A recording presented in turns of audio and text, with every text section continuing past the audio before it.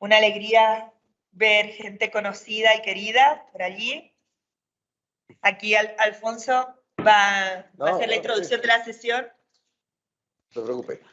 Buenas tardes a todos. Pablo, ¿qué tal? Buenas tardes. ¿Cómo andamos? Un abrazo, qué gusto verte. Bueno, vamos a ver si entramos. ¿Ya estamos en línea? Bueno, pues ya estamos en línea. Pues nada, Pablo, vamos a darle comienzo ya a la última sesión del día.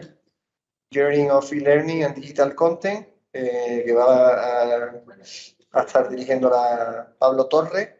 Y bueno, pues cuando quiera puede empezar y tiene la palabra. Gracias. Muchas gracias, Alfonso. Gracias, Karina. Para mí en realidad es una gran alegría poder compartir con ustedes en este espacio. He estado viendo un poco los trabajos que ustedes han compartido, que han hecho y tienen una gran calidad. Y estoy ansioso de poderlos escuchar. Mi nombre es Pablo Torres, trabajo en la Universidad Técnica Particular de Loja, en Ecuador. Y pues, perdón, el audio está muy bajo. ¿Se escucha bien ahí? Ahí está, un poquito mejor ya. Gracias. Bueno, intentaré hablar un poquito más alto. Gracias. Les decía pues que esto, ¿no? Que les estoy hablando desde Loja, en Ecuador, y que para mí en realidad es una alegría poder compartir con ustedes. Bueno, siguiendo un poco la dinámica de las sesiones, según las instrucciones que nos han hecho llegar, cada uno de ustedes como participantes dispondrá de 2 minutos en los cuales nos contarán, sin mostrar una presentación, nos mostrarán pues su trabajo, ¿no? De una forma resumida, y ya luego sí tendremos un espacio de debate, un espacio de ir profundizando a lo mejor algún aspecto que consideramos. Entonces vamos a dejar todas las preguntas para la parte final. Vamos a escuchar todas las presentaciones, ¿sí? Y pues luego al final veremos todas las contribuciones y los aportes. Bueno, entonces siguiendo el orden que tenemos, iniciaríamos con el primer documento, el primer trabajo, que es el paper 207, Student Perceptions about the Use of Studium as a Tool for Implementing Blended Learning. Judith García Martín y Sheila García Martín. No sé si están en sala. Sí, hola, buenas tardes. Buenas noches, España. Buenas noches. Adelante, Sheila. Muchas gracias. Bueno, en primer lugar me gustaría agradecer a los organizadores de estas interesantísimas jornadas y a al resto de ponentes que han ido desarrollando sus contribuciones a lo largo de la mañana, que han sido realmente interesantes.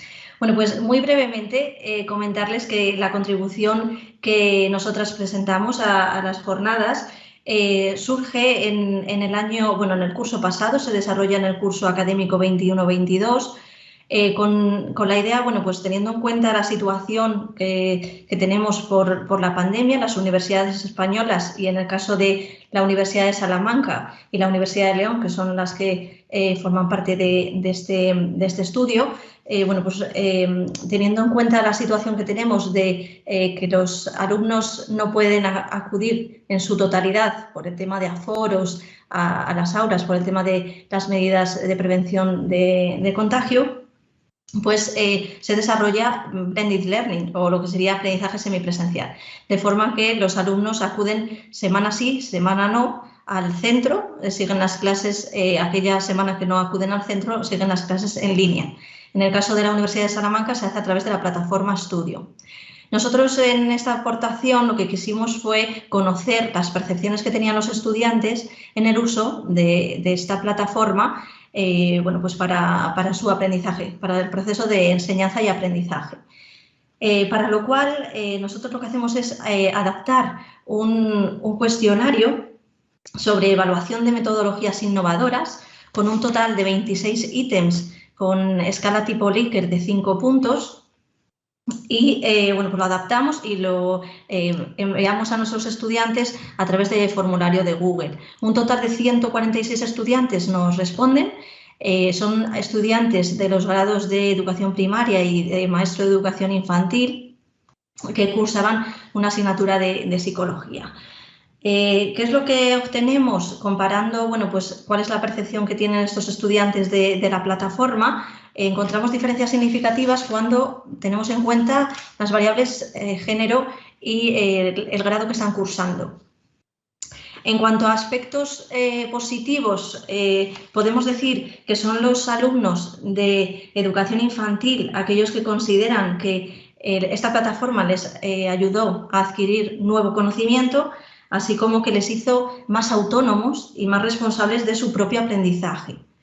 En el caso del grado de educación primaria, fueron los alumnos de este grado los que destacaron que bueno, pues se sintieron cómodos trabajando y estudiando a través de esta plataforma. En cuanto a aspectos negativos, decir que fueron las estudiantes, las mujeres, las que consideraban que usar esta plataforma bueno, pues les requería excesivo tiempo. Y en el caso de los varones, de los estudiantes varones, consideraban que les había dificultado la adquisición de habilidades de trabajo en equipo. Y creo que esto es algo a destacar, a tener en cuenta como una de las principales limitaciones que tienen estas plataformas y en sí el aprendizaje semipresencial, ¿no? La poca posibilidad de trabajo en equipo, de desarrollar habilidades de trabajo en equipo, que yo creo que es conocimiento prácticamente inherente a la formación del maestro y que, bueno, yo creo que podría bueno, pues dar lugar a debate, quizá para la parte final de este panel. Muchas gracias, Sheila.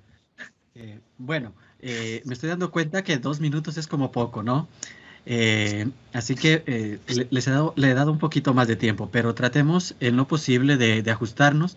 No sé si ustedes consideran para dejarlo para el final o quisieran ir haciendo sus preguntas en tiempo real. Les dejo un poco ahí abierto. O sea, apenas interviene alguien, ya luego ir haciendo las preguntas o los aportes. Y si no, lo dejamos como lo había manifestado, ¿eh? Es una consulta. Bueno, lo dejamos tal cual. Entonces, Sheila, sí, para el final está bien, dice Daniel. Genial. Vamos a continuar. Muchas gracias, Sheila, por este importante trabajo. En el paper 2571, Towards an Ethical Data Literacy Proficiency, perdón. Para el final, disculpen la interrupción. A Model Logs Analytical Tool. Daniel Amo Filba, o no sé, o Amo Filba, perdón la pronunciación, Belén, Donate o Donate Baby, Francisco José García Peñalvo y Jiahu Chen.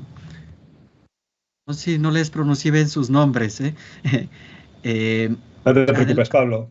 Adelante, Daniel. Muy bien, gracias. Aquí Dani Amo desde España. El único que es un poco distinto es Yahui, que evidentemente pues, tiene nombre chino y es un crack y es uno de los estudiantes que nos ha ayudado a resolver todos los problemas que hemos tenido en cuanto a tecnologías. En nuestro artículo lo que venimos a decir es que los docentes, tanto universitarios como preuniversitarios, estamos tratando cada día con datos de forma consciente e inconsciente, ¿no? Esto implica que tengamos la necesidad de trabajar lo que llamamos la alfabetización docente, ¿no? O data literacy, depende de cómo le queramos llamar. Lo que hemos pretendido con nuestro trabajo es ofrecer una herramienta en cuestiones éticas, porque ya sabemos que cuando nos movemos a la nube, en este cloud computing, pues aparecen problemas de privacidad, seguridad, de ética, y tratamos pues de desarrollar una herramienta con ejecución en local, donde cualquier docente con sus logs que puede descargar desde el Moodle, pues puede analizar las interacciones de los estudiantes, ver cómo participan durante el curso, ver qué dedicación en tiempo están aplicando a lo largo de todo el curso académico o lo que dure ese ese aprendizaje, ¿no?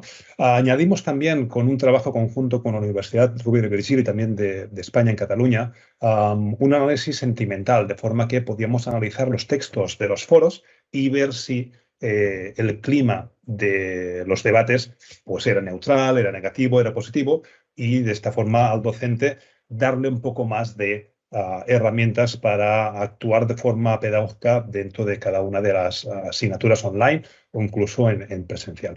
Así que creemos que con nuestro trabajo demostramos que es posible utilizar herramientas en local, evitar esa transferencia de datos educativos de los estudiantes a la nube y mostrar unos gráficos, unas tablas, unos totales, unas interacciones adecuadas a cualquier perfil docente según el nivel de alfabetización de datos que tengan, ¿no? Mostramos desde datos muy básicos hasta gráficos de mapas de calor elaborados, con lo cual intentamos pues acotar o coger la máxima muestra de docentes en cuanto a niveles de alfabetización de datos. La herramienta sigue viva, es de código abierto, cualquiera la puede descargar, cualquiera la puede usar, solamente que tengan un ordenador, ya sea Linux, Windows, Mac, intentando pues abarcar el máximo de soluciones posibles, ¿no? Y pensamos que es una buena estrategia para empezar a eliminar esos riesgos que hay de privacidad en la nube. Genial, Daniel, muchas gracias. Es un tema que un poco también lo trabajo yo, que son con datos en investigación en la universidad, pero muy interesante. Muchas gracias, Daniel, y por ajustarte al tiempo. Vamos a continuar con el paper 3097, Generation of Multimedia Videos under the Concept of Triple Classroom for E-Learning and B-Learning. Lo presenta Liliana Enciso. No sé si Liliana está en sala. No la veo en sala, Liliana. Vamos a ver, a lo mejor se conecta luego, ¿ok? El paper 3330, assessing the impact of using short videos for teaching at university level. Tenemos... no sé si el autor, hay varios autores, no sé si de este artículo hay alguien en línea. Sí, me encargaría, yo soy Adrián. Adrián, adelante. Sí, hola. Mi nombre es Adrián Pérez Suay y es un trabajo conjunto con compañeros de la universidad.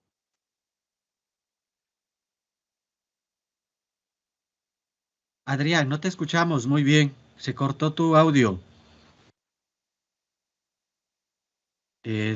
Adrián, no sé si nos escuchas. Hola, sí, parece que tengo algún problema de red, pero sigo. Creo que ¿me veis ahora? ¿Me oís? Sí, ahora te escuchamos. Adelante. Perfecto. Vale. Pues nada, nuestro estudio se centra en la utilización de vídeos como parte del material docente en un curso de ingeniería a nivel universitario. Los vídeos están disponibles para el alumnado en un sistema de gestión del aprendizaje, en particular para la plataforma Moodle. Y este sistema Moodle lo que hace es registrar las acciones de los estudiantes en ficheros log con anotaciones temporales, ¿vale? En cada curso. Así hemos podido saber cuándo, en qué momento visualizan los vídeos los estudiantes con referencia a ciertas pruebas o cuestionarios que se han planteado a lo largo del curso, ¿vale? Sobre esta parte hemos observado que la gente que visualiza los vídeos antes o más temprano en el tiempo obtiene mejores resultados académicos o mejores notas. Así pues, la anterioridad con la que comienzan la visualización de los vídeos nos ha permitido diferenciar 3 tipos de comportamientos en cuanto a la visualización que parecen reflejar. Y bueno, además de esto, gracias a los ficheros de registro que ofrece Moodle, hemos podido cuantificar la interacción del estudiantado con la plataforma y con ello pues, observar pues, la nota que han tenido. Ahora, yo tengo problemas y no oigo mucho. Sí, te hemos escuchado, Adrián, me parece que es un tema muy interesante el que nos has contado. No sé si quieres comentar algo más, aún tienes un poquito de tiempo, pero con lo que nos cuentas, a mí me queda bastante claro el alcance de tu trabajo, muy interesante la parte de y los resultados, ¿no? Sobre todo el momento en el que ves el vídeo y cuánto influye en el aprendizaje. Yo creo que es un dato muy interesante que quienes estamos en este mundo de la educación pues nos servirá muchísimo. Gracias, Adrián. Vamos vamos a seguir el paper 5207, Study of the Academic Behavior of Participants in a MOOC course on Engineering Sustainability using Principal Component Analysis, PCA, ¿no? PCI. Gioconda Riofrío y María Soledad Ramírez. Gioconda, bueno, Gioconda es de mi universidad, Yoquito, adelante. Gracias Pablo. Buenas tardes, ¿me escuchan? Sí, Gioconda, muy bien, adelante. Gracias. Buenas tardes con todos. Bueno, en primer lugar, cordiales saludos. Gracias a los organizadores de este evento y también a todos quienes se han dado cita. En primer lugar, reciban un cordial saludo de parte de la doctora María Soledad Ramírez. Ella es catedrática del Tecnológico de Monterrey y mi persona, Gioconda Riofrío, de la Universidad Técnica Particular de Loja, Ecuador, como bien lo ha comentado Pablito. El tema que yo voy a presentar, que trabajamos, se denomina Estudio del comportamiento académico de los participantes en un curso MOOC de sustentabilidad energética mediante análisis de componentes principales. Bueno, yo les quiero empezar a contar que inicialmente el contexto de esta información se trabajó en un curso MOOC que se impartió en el año 2017 en el Tecnológico de Monterrey. Bajo la línea de la sustentabilidad energética, se ofertó este curso denominado Energías Convencionales, Limpias y su Tecnología. En este curso hubo una inscripción bastante interesante, fueron más de 6,000 participantes y tuvo una eficiencia terminal del 17%, es decir, uno de los resultados más altos que tuvimos fue en este curso precisamente. Y nuestra intención era hacer un análisis de cuál fue el comportamiento de los estudiantes, cuál fue el rendimiento de los estudiantes con base a las diferentes variables que se presentaron en el curso. Se hizo un análisis de 13 variables denominadas variables numéricas y denominadas variables categóricas. Las variables numéricas asociadas a las calificaciones, dígase, por ejemplo, se presentaron notas, en cada semana había una evaluación que se planteaba, en fin, estas fueron 8 variables denominadas numéricas. Y las variables categóricas, en cambio, aquellas que estaban relacionadas con un criterio, es decir, si se presentó o no se presentó.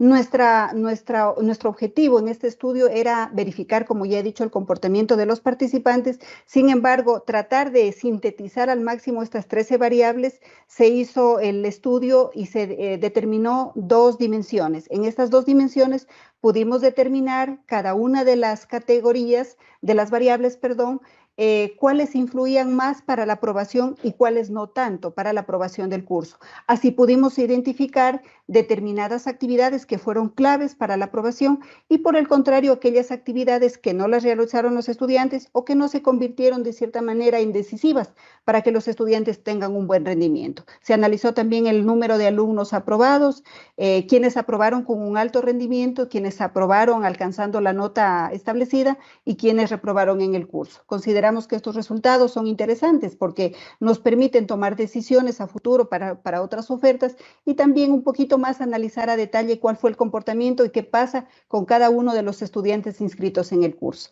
Muchas gracias. Gracias, Gioconda, por ajustarte al tiempo y también por comentarnos pues tu trabajo, ¿no? El porcentaje de eficiencia terminal en realidad para hacer un MOOC es bien alto, así que nos falta un poco que nos cuente las variables que influyeron en el curso, pero ya nos lo cuentas luego. Muchas gracias. Claro que sí, gracias. El paper 5800 o 5800, Simulators and Virtual Laboratories in Online Engineering Education, a Student Perspective, de Guadalupe Maribel Hernández, Leslie Rodríguez, Fernando Montemayor y Ángel Rivas. Muchas gracias. Buen día.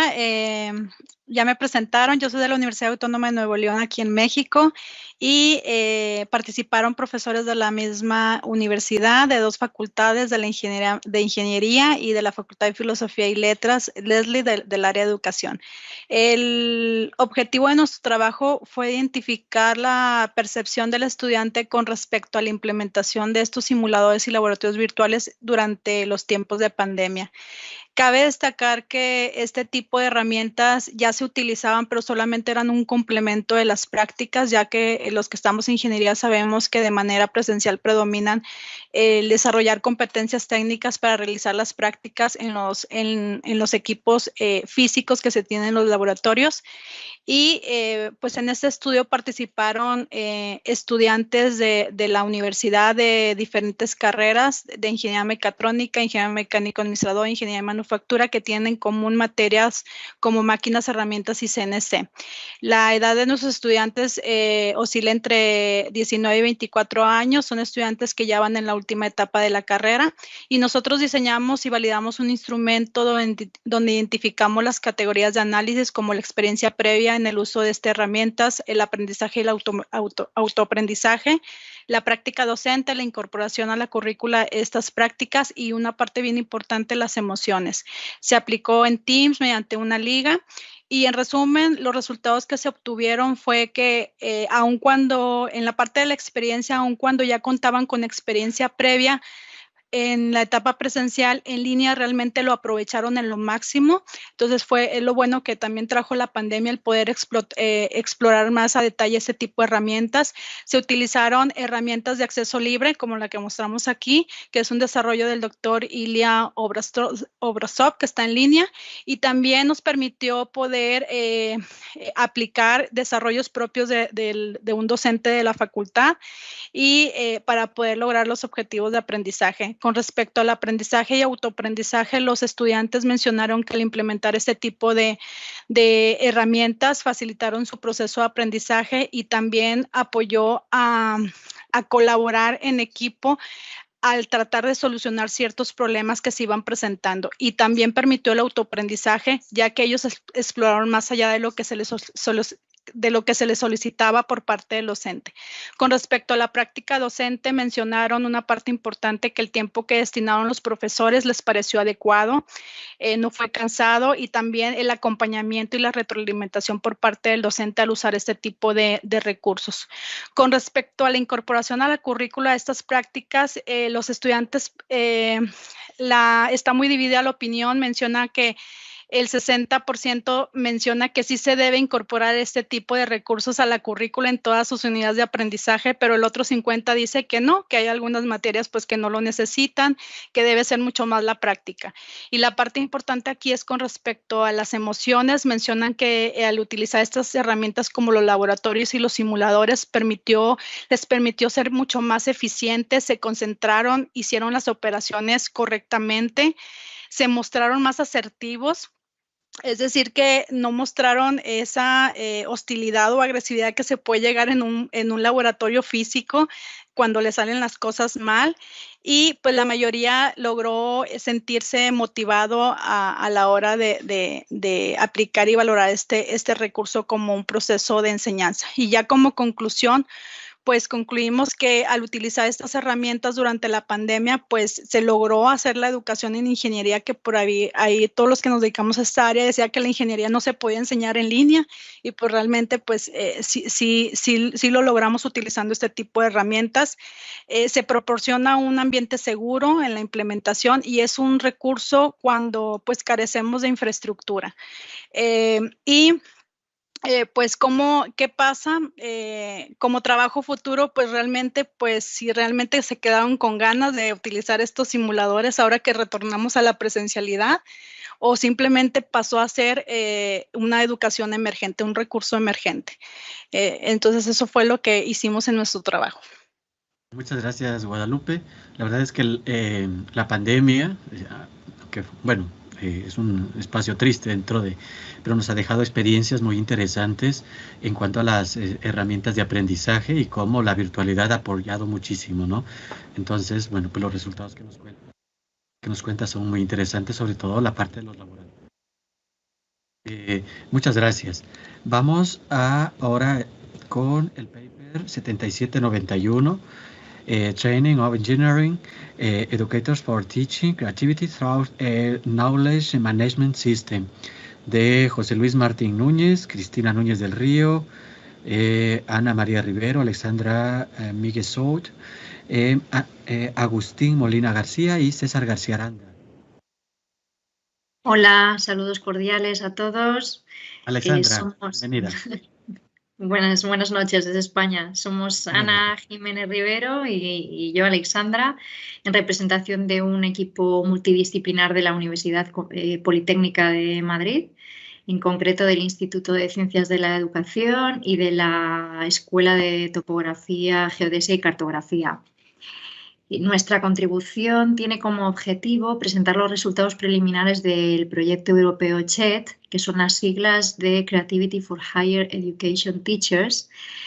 Se trata del diseño de una propuesta formativa para fomentar e integrar la creatividad y la innovación en la docencia del área de ingeniería en la educación superior. Este plan de formación está basado en un sistema de gestión del conocimiento y pone el foco en el constructo de la creatividad. Idealmente, la creatividad debería estar implementada de una manera muy natural en la educación, pero todos sabemos que se detecta una carencia de esta competencia creativa en el área de las titulaciones STEM, de las ingenierías. Y además la creatividad puede fomentar otras habilidades muy demandadas por la sociedad actualmente, como por ejemplo la resolución de problemas. Y además por este carácter transversal, la creatividad puede mejorar el desempeño de nuestros estudiantes de ingeniería en una variedad de materias. La propuesta formativa está disponible online en la propia web del proyecto, que os dejo por aquí en el chat. A ver, ahí está. Y está formada por un compendio de cursos categorizados en 3 módulos. Un primer módulo de Introducción a la Creatividad, un segundo de Creatividad y Tecnologías para la Docencia y el tercero de Técnicas para la Creatividad. Y con todo ello, lo que se pretende es poco a poco ir contribuyendo a incluir o llevar la creatividad a las aulas. Muchas gracias por vuestra atención. Ana, muchas gracias. Alexandra, también, ¿no? Felicitaciones por el trabajo y por también ajustarse mucho al tiempo, ¿sí? Un interesantísimo trabajo. La parte de creatividad, yo le he estudiado un poco, ¿no? En una primera maestría y lo importante que es para todo, ¿no? Y que está mucho echado de menos. Genial. Vamos a continuar con el paper. Lo que me gusta es que vamos a tener mucho para conversar. A lo mejor le tenemos que pedir más tiempo a Karina. El paper 8704. Trello, Management Strategy and Project Based Learning. Estaría por Alex Lema y Liliana Enciso. No sé si está uno de los dos por acá. Sí, muy buenas tardes. ¿Sí me escucha? Sí, Alex, adelante. ¿Cómo está?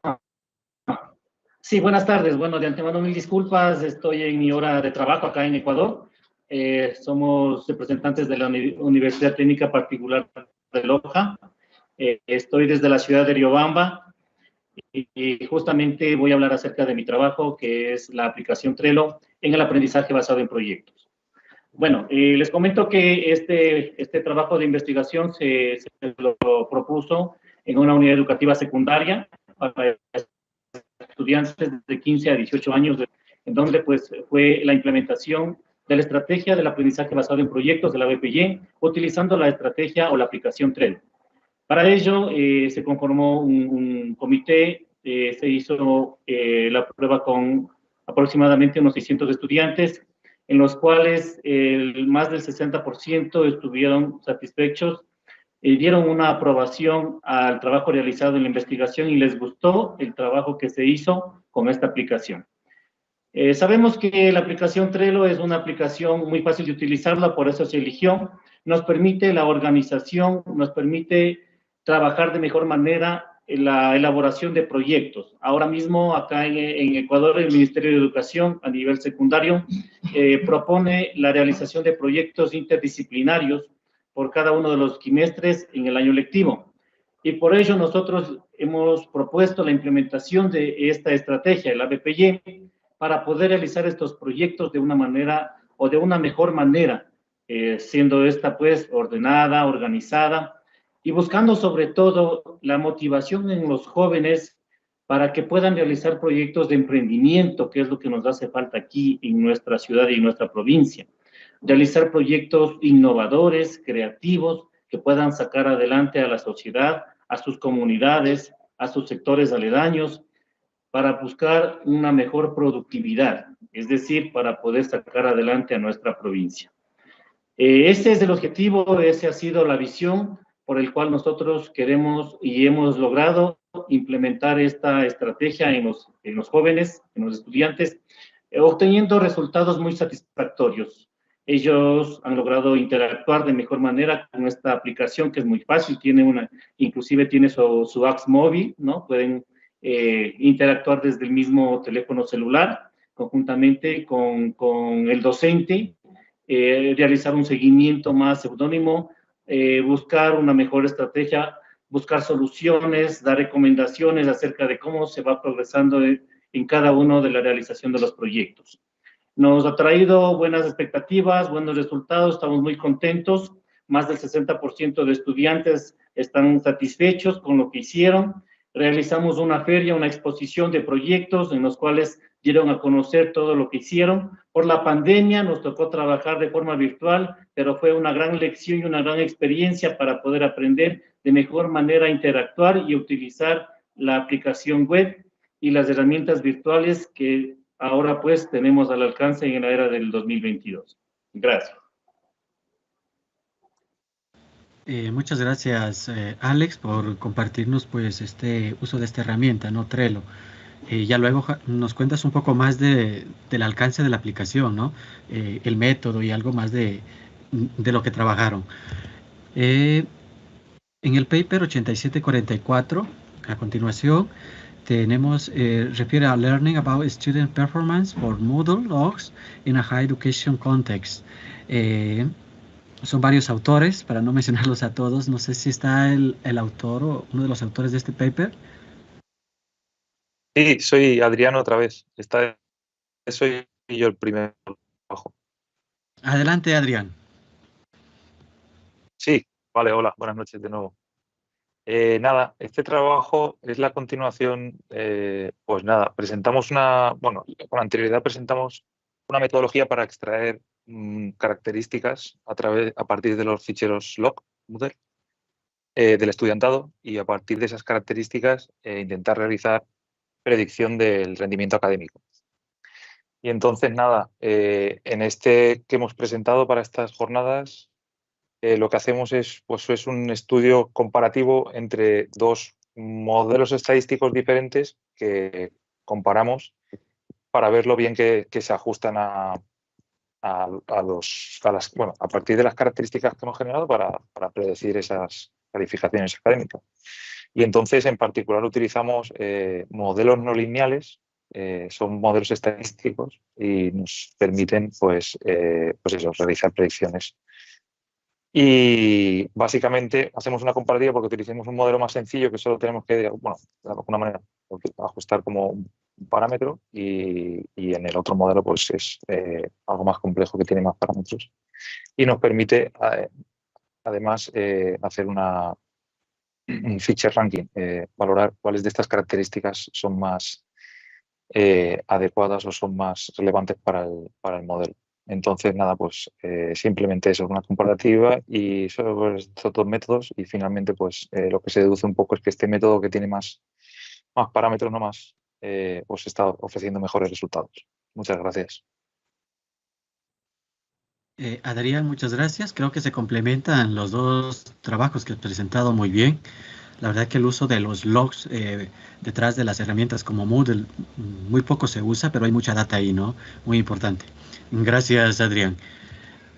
Seguimos con el paper 9270 y ya estamos por terminar, solo nos quedan dos. 9270, Automatic Detection of Students at Risk of Dropping Out of School Using MR and Light Fusion, de Daniel Zapata, Giovanni. Daniel, adelante. Ok, mucho gusto. Buenas tardes para todos. Mi nombre es Daniel Zapata Medina y comparto con ustedes nuestra investigación en conjunto con el profesor Giovanni y el profesor Albeiro Espinosa, adscritos a la Universidad Nacional de Colombia, sede Medellín. El enfoque es aportar a la detección temprana del riesgo de deserción escolar, el cual ha sido un fenómeno muy estudiado desde diferentes perspectivas y áreas.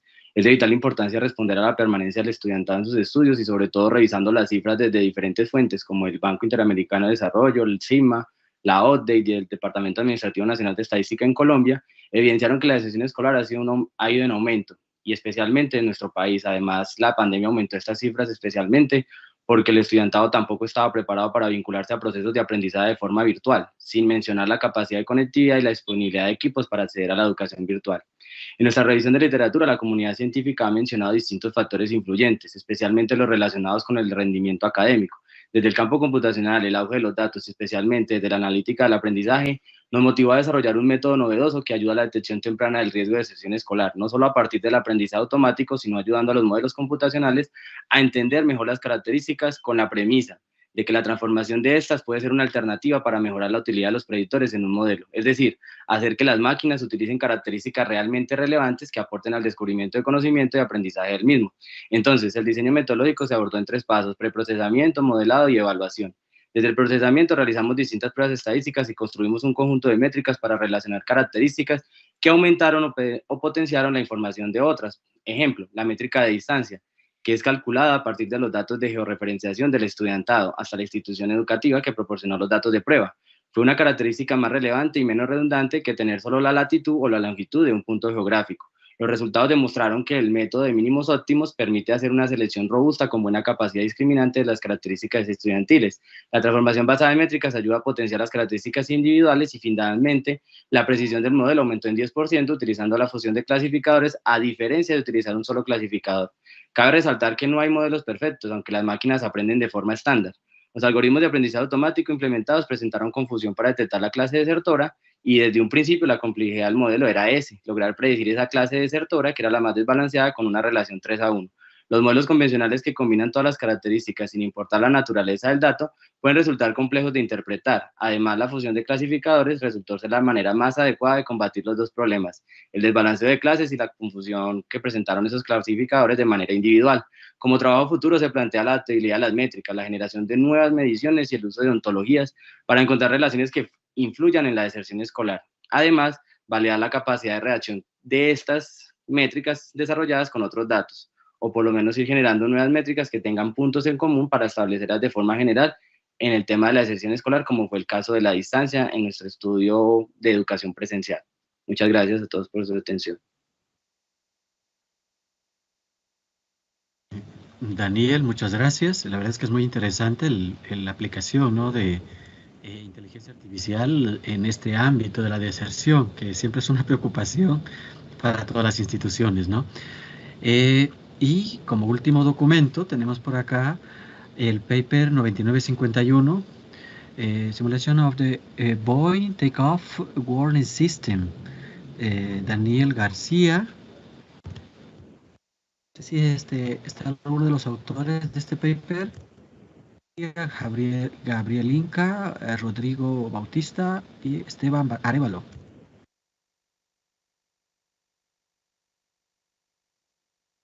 Hola, muy buenas, ¿me escucha? Sí, Daniel, adelante. Hola, buenas tardes a todos, buenas noches en España. Bueno, principalmente quiero agradecer por estar aquí presente y dar a conocer uno de nuestros temas de investigación, que fue la simulación del Boeing 737-500. Nuestro tema principalmente se enfocó en el Takeoff Warning System, o también conocido como TAWS, que también es en español el sistema de alerta de despegue. Como todos sabemos, en la industria de la aviación es un sector muy extenso, en lo cual conocer a ciencia cierta toda una aeronave es muy complicado. Es por eso que nosotros nos enfocamos en una parte elemental, que es el despegue, que es algo principalmente en lo que se hace antes de cada vuelo. Nuestra problemática para el desarrollo de esta investigación fue el implementar equipos tecnológicos que nos ayudó a desarrollar tanto habilidades y competencias y destrezas en la parte de instalación y configuración de sistemas. Nuestro sistema y software de simulación que nos ayudó a realizar actividades fue el Experience 11, conjuntamente con un software llamado HCCI, que es una interfaz de configuración electrónica que necesita, obviamente, configuración Internet y Internet constantemente, porque sin ello no se puede configurar. Esa interfaz o intermediador nos permite realizar lo que son configuraciones para poder enfocarlos y desarrollarlos en nuestro sistema de simulación de X-Plane. X-Plane es un software que nos permitió y es certificado por la FAA, que es la Federación de Administración de Aviación Civil de Estados Unidos, en los cuales nos permite, tanto como personal de aviación, tanto para pilotos como personal en tierra, como técnicos, elaborar y aprender destrezas en la manipulación y configuración de equipos. En este caso, en la parte de lo que es la simulación del take-off, nuestro tema, para poder desarrollar la configuración nos empleamos dos tipos de configuraciones electrónicas, que es una tarjeta madre, que es la que se encarga de leer, administrar y recibir toda la información y procesarla para poder emplearla en el software de simulación. Pero esa tarjeta madre conjuntamente trabaja con otra tarjeta llamada Arduino, que se encarga de recibir toda la información que genera tanto multiplexores como luces LEDs, como potenciadómetros, multiplexores y otros tipos de circuitos electrónicos que llegan conjuntamente al Arduino. Todo esto es una configuración, un sistema que nos permite desarrollar, y todo llega a lo que es al software simulación X-Plane. Pero claro, para poder desarrollar esto tenemos que entrenarnos, porque la aviación es algo muy importante en nuestro día, porque si no tenemos a personal capacitado, en estos momentos pueden ocurrir desastres, como han pasado muchos años atrás en la historia. Es por eso que ahora, en la actualidad, necesitan personal realmente competente y capaz de realizar actividades y destrezas en lo que es el mundo de la aviación.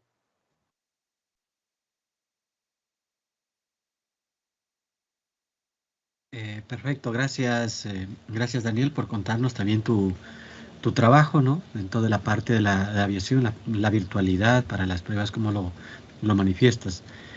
Se nos había quedado hace un momento un trabajo que no estaba presente,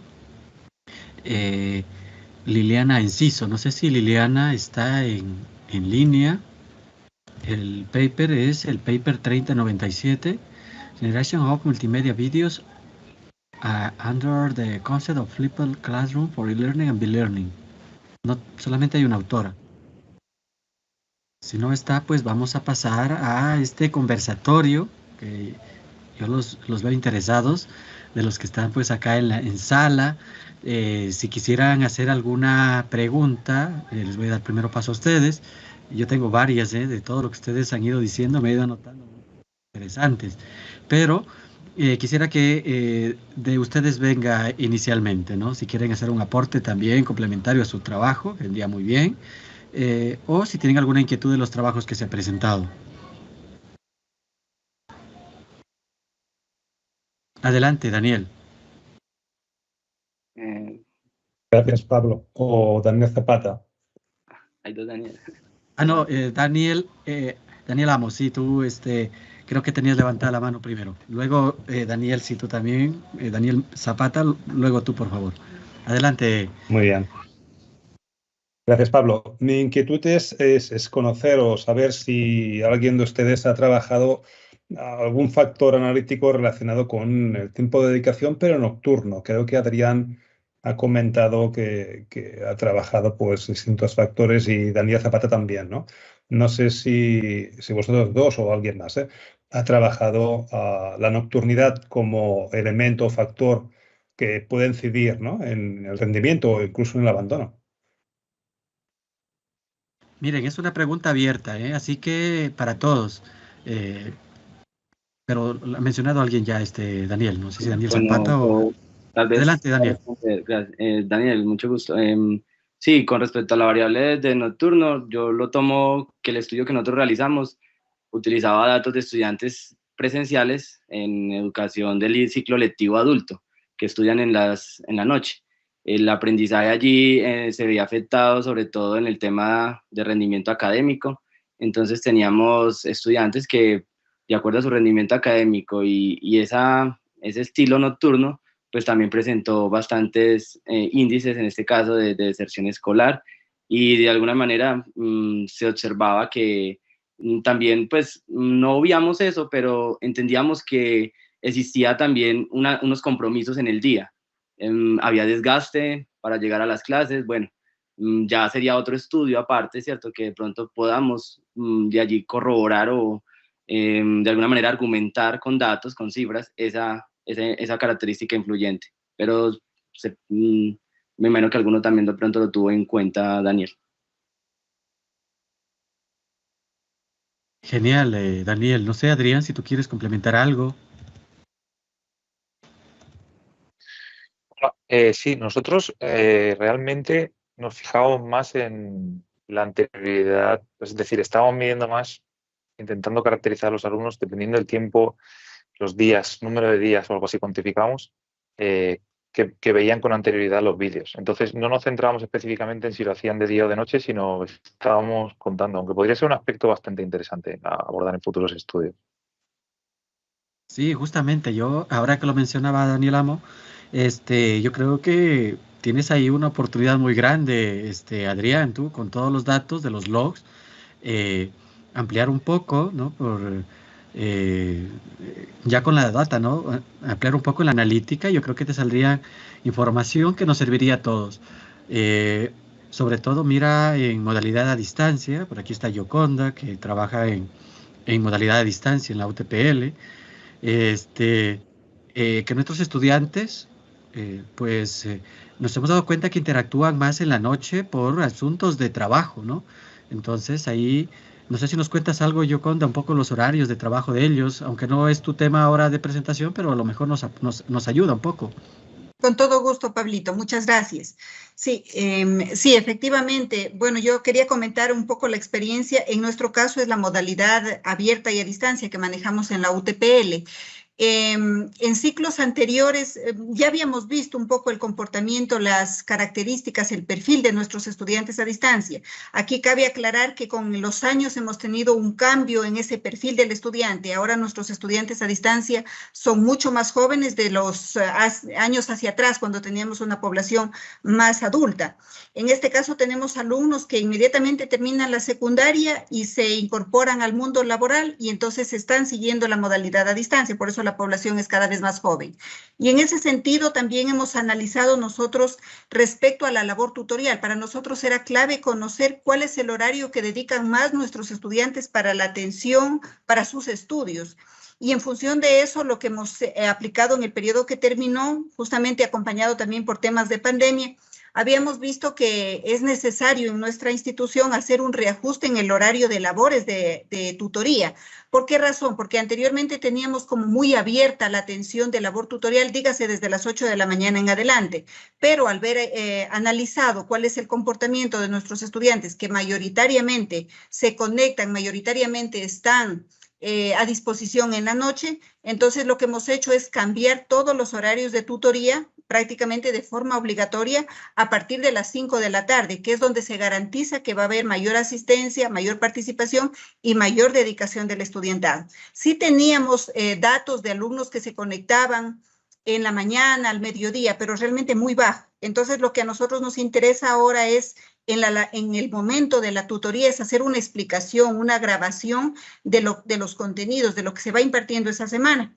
Y para ello la forma era garantizar la asistencia de los estudiantes y nos ha dado buenos resultados incorporar el horario desde las 5 de la tarde en adelante, porque como digo, las características de los alumnos es atender en la noche básicamente su formación académica. Eso, Pablito, no sé si algo más puedo comentar, con todo gusto. No, pues, yo creo que nos ha servido mucho, ¿no? Un poco para contextualizar, en modalidad a distancia, no quiero hacer una publicidad aprovechada ahí, son un poco más de 40,000 estudiantes, entonces ha sido pues un trabajo arduo, creo que realizan ahí el equipo de Yoconda también en la planificación de modalidad a distancia, en una de las direcciones. Gracias, Yoconda. No sé, Daniel, tu pregunta era un poco por ahí, ¿no? Sí. Genial. No sé si alguien más tiene así una inquietud o quiere compartirnos, complementar algo más de su estudio. Gracias, Yoconda. Yo les decía que yo sí tengo algunas, así que prepárense que ahí vamos. No sé si está aún Sheila. Si no se nos ha ido Sheila. Sheila García. Hola, Sheila. Hola. No estoy pasando lista, ¿eh? No, estoy. Sheila, pues mira, tú nos contabas algo interesante, ¿no? Algunas habilidades que han ido ganando, ¿no? Sobre todo el trabajo en equipo. No sé si yo me quedé un poco con eso, que son de esas habilidades blandas que no siempre es fácil trabajarlas. No sé si nos quieres contar un poquito más. Pues precisamente lo que observamos en el estudio, en los resultados, que quizá el aprendizaje semipresencial o la forma en la que lo estábamos desarrollando, al menos en estos 2 últimos cursos académicos en las universidades, con esta forma de realizar las clases. Una semana los alumnos venían de forma presencial, otras seguían las clases de manera online.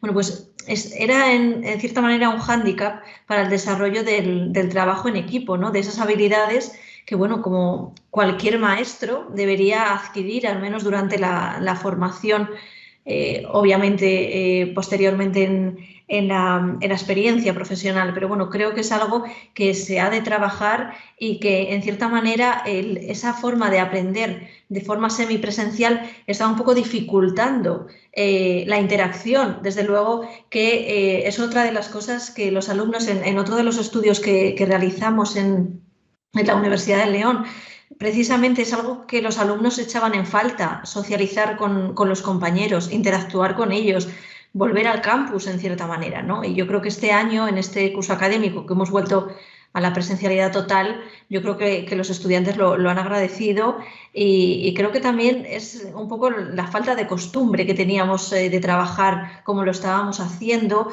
la inexperiencia de trabajar con B-Learning, lo que era dificultoso no solo para nosotros como docentes, sino para ellos también, ¿no? Seguir las clases en línea. Entiendo que, teniendo en cuenta además bueno, pues los recursos de los que disponen los alumnos, bueno, pues seguir las clases en línea para ellos muchas veces era, bueno, pues a lo mejor poco motivador o, bueno, pues requería a lo mejor de un interés y de un esfuerzo mayor por parte de los estudiantes.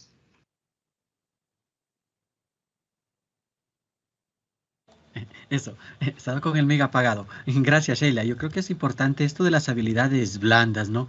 Estas habilidades que a veces se piensa que no se desarrollan a través de espacios virtuales, pero de hecho sí. Y en ese aspecto también nos hablaba un poco de emociones, del análisis de resultados que hablaba Guadalupe. Nos decía que se mostraron más asertivos. Guadalupe, si tú estás por acá, si nos quieres contar un poco. A mí me llama mucho esto también porque en algún momento he trabajado análisis de emociones desde la visión de interacción humano-computadora, por ahí con Karina, y no, pues me gustaría ver si nos puedes comentar un poco más de estos resultados. No sé si todavía está Guadalupe. Sí, aquí estoy. Adelante, pues sí, Guadalupe. Pues sí, fue muy interesante porque también mostraron empatía, aunque estaban en lugares diferentes, trabajaban a través de las pantallas, se mostraron muy empáticos con sus compañeros al solucionar dudas que tenían entre ellos conforme se iban presentando. Entonces eso nos pareció muy interesante, nos pareció interesante también ver esta parte de qué emociones sentían a la hora que estaban usando estos laboratorios virtuales, porque en presencial se desesperaban o realmente querían mejor ir a agarrar el equipo físico, y no, realmente mostraron pues mayor interés por usar los simuladores. Te digo que no los explotaban como debería de ser, y esto fue lo que permitió, bueno, fue lo que dejó la pandemia, esto positivo. Y de hecho hasta mencionaron que también fue divertido para ellos. ¿Por qué? Porque fue un escenario en el cual les permitía ensayar, y pues les parecía hasta entretenido el chocar la herramienta con la pieza, y pues decía, bueno, y eso trasladarlo a un escenario físico, y pues eso no lo puedes hacer, ¿no? Entonces, hay por ahí dentro de nuestro estudio que ya que lo vean en las memorias en extenso, hay un porcentaje de estudiantes que decían que hasta les parecía divertido también el poder estar cambiando de herramientas en los simuladores. También hubo otra parte. Déjame nada más para no errar en la información. También se mostraron que son más rápidos, demostraron destrezas para usar los controladores de las máquinas. Entonces también eso lo encasillamos dentro de la parte de las emociones que generaban, que se venían traducidos en emociones, en motivaciones más que todo. Y también hubo un 11% que se sintió tenso al utilizar estas herramientas dentro de la práctica en línea principalmente. Perfecto, mira tú otros ámbitos más. Yo creo que por ahí podrías tener, más allá de las líneas que tú mencionabas de investigación, algunos aspectos a tener en cuenta.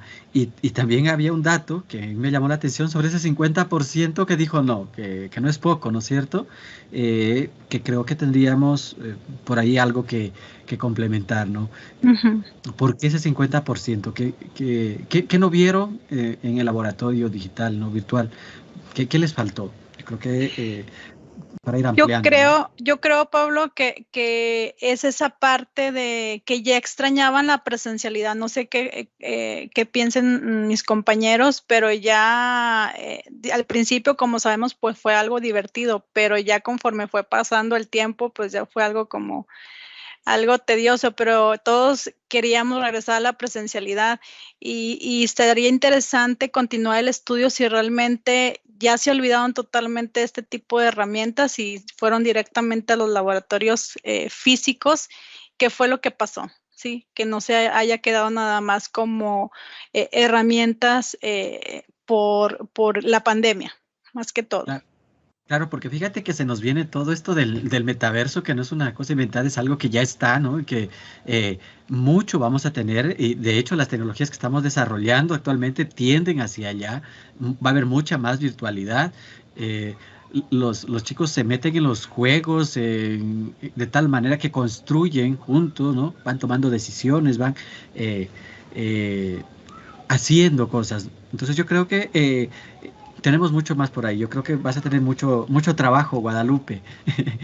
Sí, bueno, gracias, Pablo.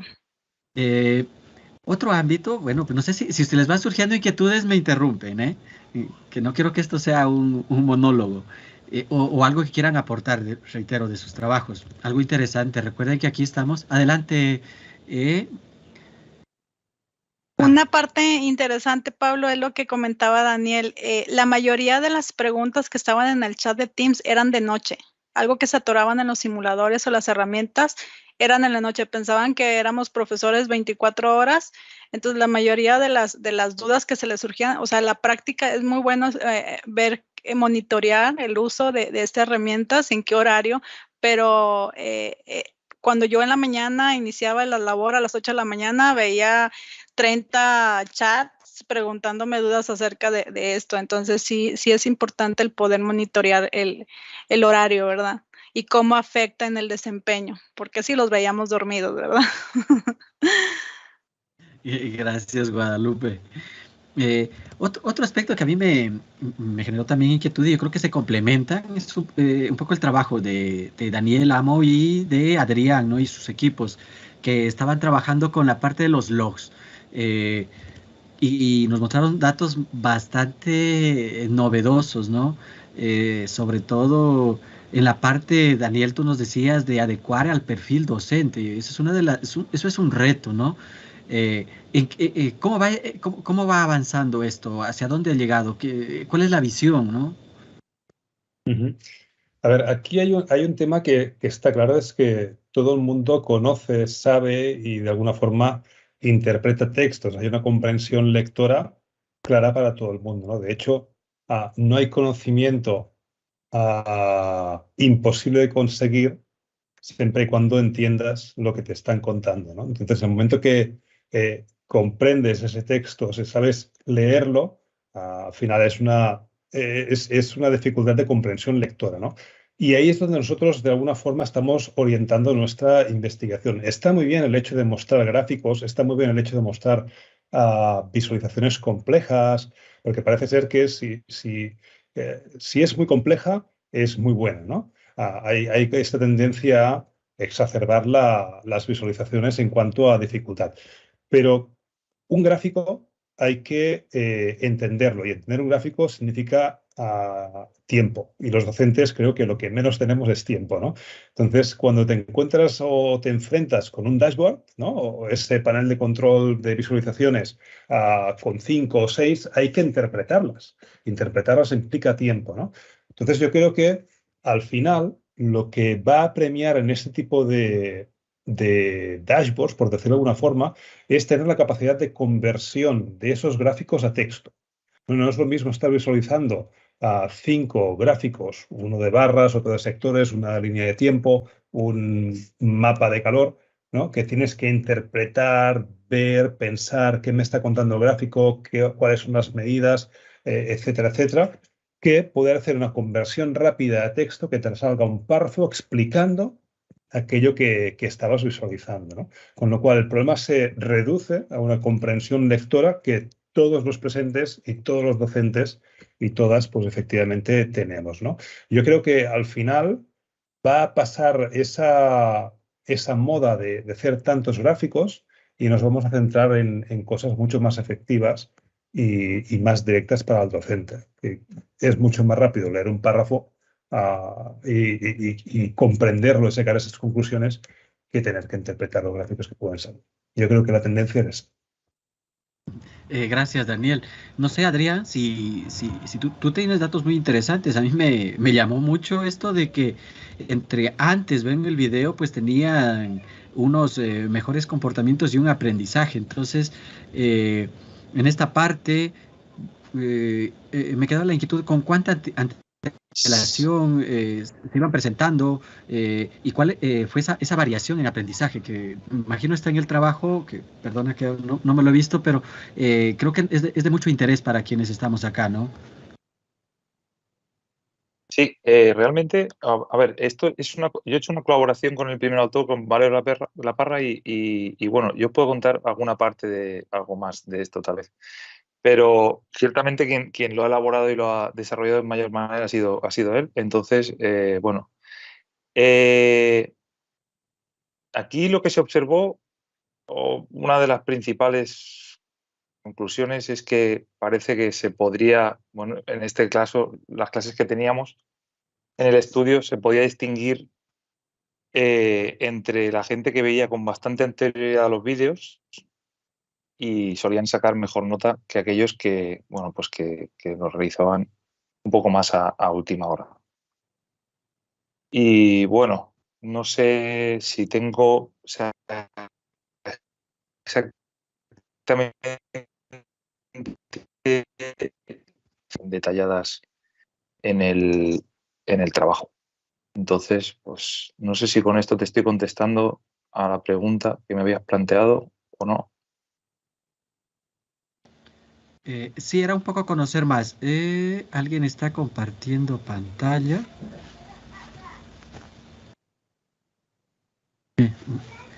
Gracias. Sí, era un poco, si nos podías contar un poco más, ¿no? Porque son temas, como te digo, que nos interesan a todos. Siempre buscando esas herramientas y esas estrategias para generar un mejor aprendizaje. Gracias. Revisando acá entre los apuntes míos, pues en la parte de habilidades blandas que les hablaba, está también en la parte de creatividad en STEAM que nos comentaba Alexandra. No sé si Alexandra, tú estás por acá todavía, Alexandra. Sí, Alexandra y Ana, ¿no? Nos contaban un poco de la creatividad y como una carencia, decían, pues en las instituciones STEAM, y hablaban de los cursos categorizados en 3 módulos. ¿Cómo vieron en la virtualidad, ¿no? Las herramientas que ustedes aplicaron y qué es hacia dónde quieren llevar un poco su esfuerzo para que esta habilidad que se echa mucho en falta en algunos aspectos de la ingeniería, muchísimo en la parte de UX que nosotros trabajamos, pues se necesita mucha más creatividad en el diseño, ¿no? Pero se echa mucho en falta. Cuéntenos un poco, si es posible. Digamos que este plan de formación todavía tenemos que medir el impacto en los estudiantes de ingeniería. Entonces, todavía, esa sería como la segunda parte, que estamos todavía en ello y deseando poder publicar resultados, ¿verdad, Ana? Que te veo silenciada. Sí, sí, sí. De hecho, quería añadir, porque creo que Pablo hacía también mención al tema de la no presencialidad por la pandemia, y realmente los recursos están diseñados para que esos cursos puedan llevarse a cabo online. De hecho, cualquier docente interesado puede entrar en la página web, ver la estructura, ver cada uno de los módulos y los cursos que están dentro, y si lo desea, es verdad que está la opción de cursarlos y con una serie de requisitos obtener un certificado, pero también se pueden utilizar como un recurso más, una referencia con ejercicios específicos para poner en marcha en el aula, tanto en educación superior, incluso que pensamos que puede ser replicable a otros niveles educativos. Sí, la última parte, el último módulo de herramientas es muy, muy funcional. Además, el entorno es como muy amigable y muy fácil de usar. O sea, muy recomendable la página, de verdad, para cualquier docencia de ámbito científico-tecnológico. Y lo que dice Ana, incluso a un nivel, pues eso de una secundaria obligatoria, bastante funcional. Y muchas gracias, Pablo, por la pregunta y por el interés. Sí. La verdad es que todo lo que son habilidades blandas es un reto actualmente, y pues tenemos que hacer un esfuerzo común para desde estos espacios de virtualidad también fortalecerlas, ¿no? Dar esa oportunidad de construirlo. Ya un poco para ir cerrando, tengo unas dos inquietudes más que me gustaría, bueno, más que inquietudes, si ustedes se dan cuenta, es que me interesa conocer un poco más. Nos mencionaba Daniel Zapata sobre la deserción temprana. Es un problema muy grande, en modalidad a distancia está presente, ¿no? Y ya tenían ustedes mostrabas alguna información. Yo me quedé con la inquietud dentro del ámbito de los algoritmos, de los modelos, ¿no? La parte de validación, la parte de los clasificadores. No sé si nos puedes comentar un poco más de la parte de aplicación y parte técnica, en palabras sencillas de ser posible, ¿no? Listo, Pablo, claro que sí. La aplicación, realmente, pues todo el repositorio, nosotros tenemos un repositorio en GitHub donde desarrollamos toda la aplicación. La aplicación se encuentra desplegada en Heroku, pues uno puede ingresar los datos. La institución educativa donde yo laboro, básica, secundaria, realmente se vio vinculada con este tema en el hecho de analizar todos los registros que tenemos. Hay unas características heterogéneas. Por ejemplo, tenemos los datos de ingreso del estudiante durante la matrícula, y lo mismo los estudiantes van generando un proceso académico durante todo su año escolar. Entonces, ese rendimiento académico es una de las características más importantes para analizar, pero no lo es suficiente. Entonces, consideramos otras características que el estudiantado registra durante su matrícula, y todos esos datos se llevan a estos modelos de aprendizaje automático, y empezamos nosotros a tratar de ayudarle a los modelos a entender un poco esas relaciones. ¿Cómo le ayudamos a los modelos a entender las relaciones? Utilizando las métricas, medir relaciones que tengan ciertas características y poder que esos modelos comprendan un poco mejor las características que nosotros le estamos ingresando. Entonces, por ejemplo, teníamos la edad del estudiante, la cantidad de hermanos en el colegio, teníamos la cantidad de la distancia que recorre el estudiante hasta la institución educativa.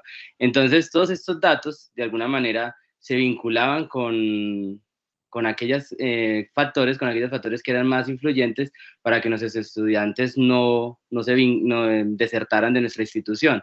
De alguna manera, la parte más técnica allí es todo el desarrollo de software, ¿cierto? Todo el desarrollo de código, pero está disponible en el repositorio. La manera más con la que se ha podido vincular este proceso desde la rectoría, desde las directivas, es poder generar esas ayudas educativas a los estudiantes. Entonces, si un estudiante se predice con alto riesgo de deserción, poderlo apoyar antes de que tome esa decisión, porque estos modelos es lograr predecir esa personalidad, pues dado que esa personalidad condiciona la conducta y pues la conducta de alguna manera influye en la deserción, en la toma de esa decisión.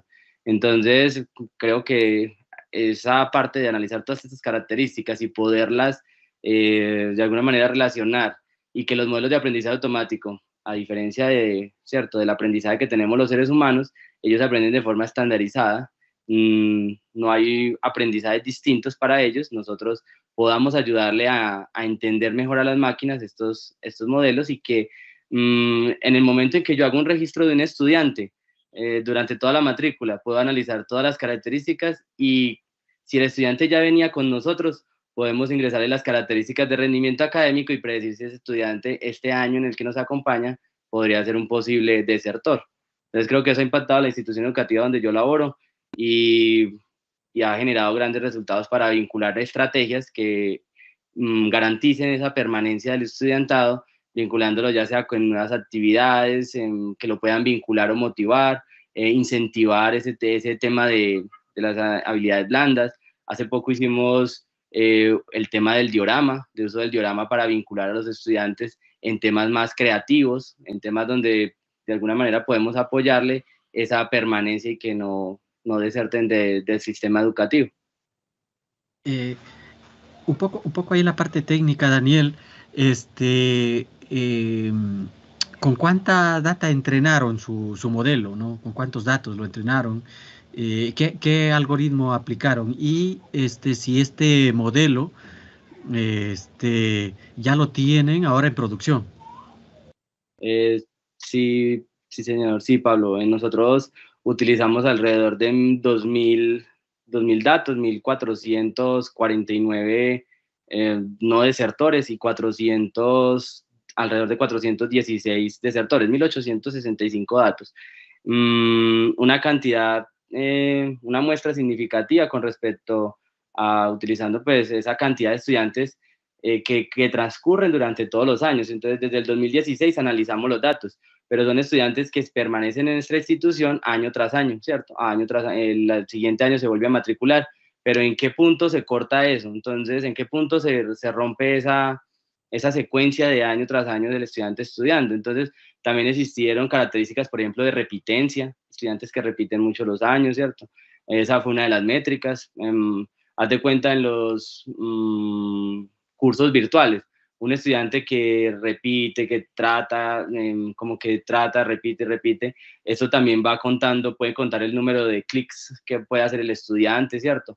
Vinculándose a las actividades virtuales. En este caso, nosotros utilizamos 1.865 datos en total y utilizamos un multilayer perceptron, una red neuronal simple, muy sencillita. Realmente lo más fuerte de este modelo o de este método novedoso es vincularle métricas, ¿sí? Entonces, normalmente se toman todos los datos y se llevan a un modelo y ahí el resultado te lo da el aprendizaje automático. Pero como hoy en día nosotros podemos ver qué es la respuesta que nos está dando ese modelo, son unas cajas negras donde no entendemos qué es lo que hace adentro ese aprendizaje con el cual aprende esos datos, pero nosotros le estamos diciendo, aprende la característica de distancia porque para nosotros es relevante. Aprende la característica de repetencia de grado porque para nosotros repetir un grado puede ser más adelante un factor influyente en el riesgo de deserción escolar. El tema de la cantidad de hermanos que tiene en el colegio. A veces no tener hermanos en el colegio también era significativo para el estudiante de alguna manera desvincularse. Si tenía hermanitos, al contrario, podía estar, pues, en el caso de nuestra institución, podía continuar como no tenía tanto riesgo.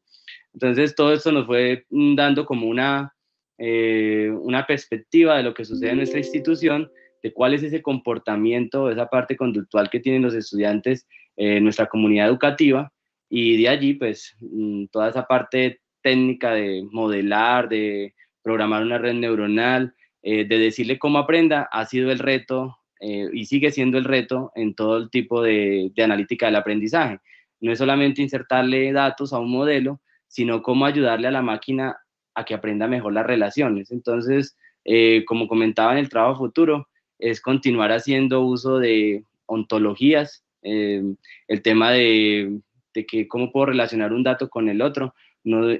Construcción de métricas también de pronto de manera automática, pero también haciendo análisis estadístico para poder encontrar como esa relación. Hicimos comparación entre medias, tratando de entender todo el bagaje que hay detrás de toda nuestra institución educativa y comprender un poco más por así decirlo, de alguna manera el entorno donde nuestra comunidad educativa se mueve. No es solamente entender lo que la institución educativa presenta al estudiantado, sino que el estudiantado se mueve en un entorno. Entonces leíamos trabajos donde hablaban de cómo un estudiante o cómo una persona toma la decisión de suicidarse, ¿cierto?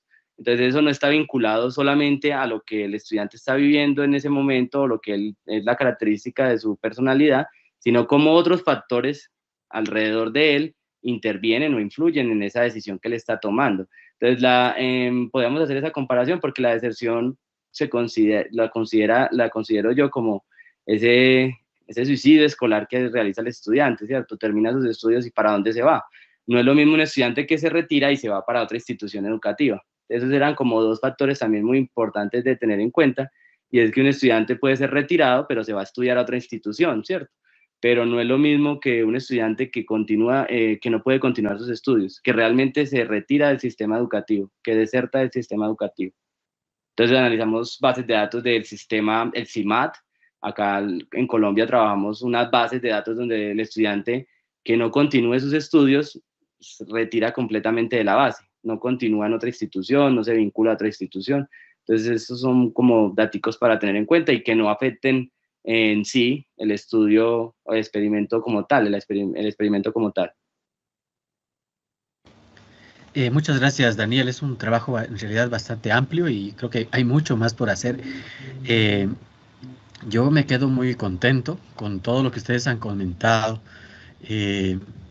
Hay mucho trabajo y espero que de estas sesiones también se vaya haciendo un poco más de networking. Creo que hay equipos que se pueden ir armando. Están trabajando cosas complementarias. Sería genial pues que eso, ¿no? Que se pueda ir construyendo siempre red. Eso nos fortalece y a la final hacemos un bien mayor. Yo reitero, muy contento con todo lo trabajado, con lo que ustedes generosamente han compartido esta tarde. No sé si alguien quiere complementar algo más. Ya está por ahí Karina. Karina, gracias por la oportunidad de aprender un poco más cada día. Bueno, debo de decir que gracias a ti, gracias a los autores que han contribuido con excelentes trabajos. La verdad que he disfrutado muchísimo de esta sesión, probablemente por deformación profesional, pero creo que han aportado cuestiones como el tema de la variable de nocturnidad. Me parece una variable muy importante que no ha sido considerada probablemente en muchos estudios, trabajos, y que incluso, como lo ha dicho Yoconda, pues sirve para rediseñar, ¿no?, todo el sistema de tutorías, de atención, ¿no? También Guadalupe lo había comentado. Gracias, Daniel, por apuntarnos a luz en ese sentido, las herramientas que han estado compartiendo, el análisis de logs, los simuladores, el metaverso, las habilidades blandas, la parte de creatividad.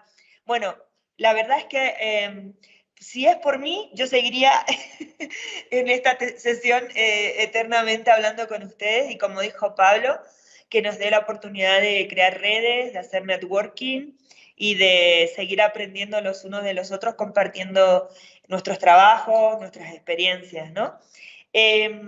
Bueno, ya estamos cerrando la jornada. Recordarles que en 10 minutitos, a las 5:30, vamos a hacer la ceremonia de clausura. Están invitados todos y todas. Vamos a entregar también el premio a los mejores trabajos por sesión.